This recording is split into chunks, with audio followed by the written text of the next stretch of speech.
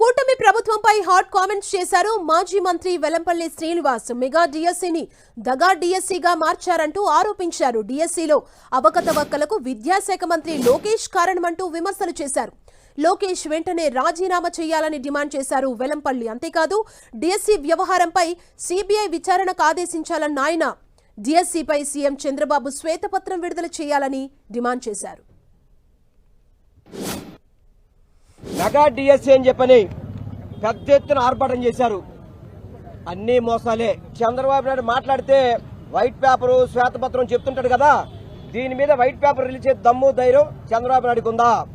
ఏ విధంగా మీరు స్పోర్ట్స్ కోటాలో ఉద్యోగాలు ఇచ్చారు, వాళ్ళ యొక్క వివరాలు బయట పెట్టే పరిస్థితి మీ దగ్గర ఉందా? వాళ్ళ సర్టిఫికెట్లు చూసే పెట్టే పరిస్థితి మీ దగ్గర ఉన్నదా?